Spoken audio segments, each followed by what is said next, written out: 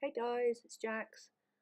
Well, I'm supplementing my sky watching with a bit of Londinium exploring, looking at old and new and newish that may be older. We had a little look at the bricks being taken out, the blocks being taken out for the new architecture.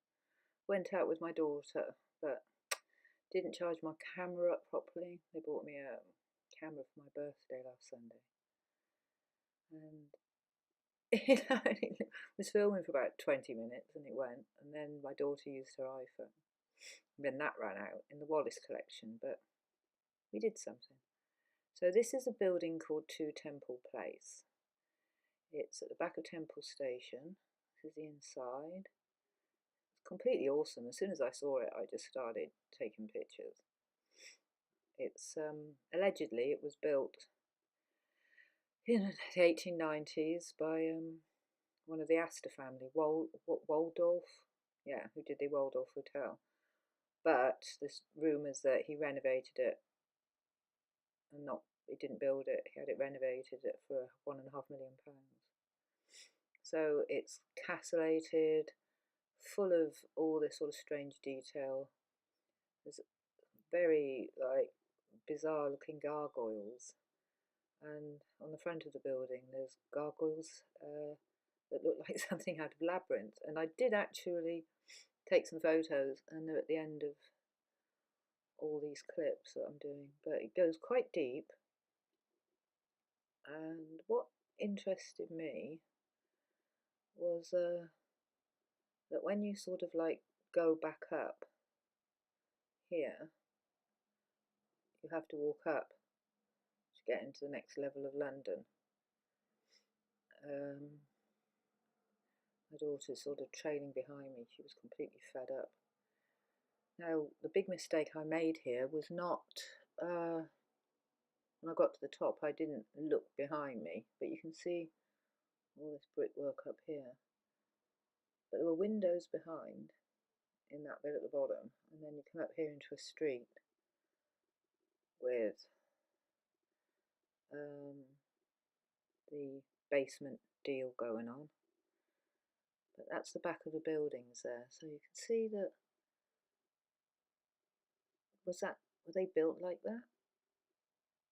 And then with that short frontage, I wonder, or I don't know. And there's the front again. And these buildings are everywhere in London. Everywhere, all the streets in various sort of states of ornateness. Right, this is good. This is the Royal Courts of Justice. And here's a front view. Look at it. Now this is the inside, this next picture. This was built in the 1870s and opened by Queen Vic in 1882. The 1870s. This was built. I mean, a lot of this stuff was being built when, London must have been like a building site. All this stuff was being, all these major sort of buildings were being put up. And there's some detail here, isn't there? Look at this thing. It's built like a cathedral. It says it was built, and all of the architects involved in these buildings were masons. It's all Masonic, this whole thing. Look at this. It's got all those little whirly-giggy end of violin-y things that Martin was talking about in his video. And all this detail down here. Look at this. It's just really, really incredible thing. But I've been walking past these. I've lived in London for 11 years, and when we first moved here, we used to go out all the time, but to museums and things. As today we went to the Wallace Collection because I had a feeling there'd be some interesting things in there.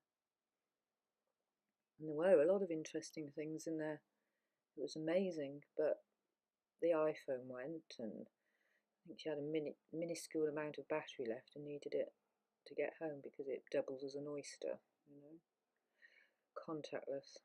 Right, this is at Essex Street, and this they admit to this going back to like 1690s, and it's on the edge of the Temple district. It's part of the Outer Temple, and was built by Knights Templars. Look at the symbology there, the stars and the tree in the middle. Little cheruby things again. Always the curly cues, always like. I mean, you could see that being carved out of wood at some time, couldn't you? And not stone. It actually looks sort of like would have been wood once.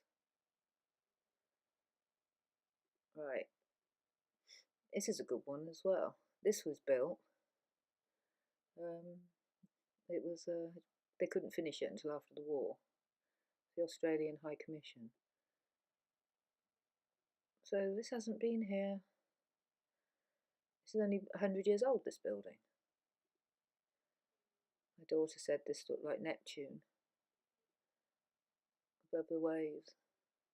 And the whole building is allegedly, coincidentally or deliberately, built over a 900-year-old sacred well. Look at it. So yeah, 100 years old. They only paid about 400 grand for it or something, for the land. I just don't know. Right, here's the labyrinth-like gargoyles from Temple Place. Look at them. See, I think he renovated it and put all these sort of like bizarre details in. I don't know what this building was. I was just taken by this arch. I was like wildly snapping before my camera went. Right, Wallace Collection. This is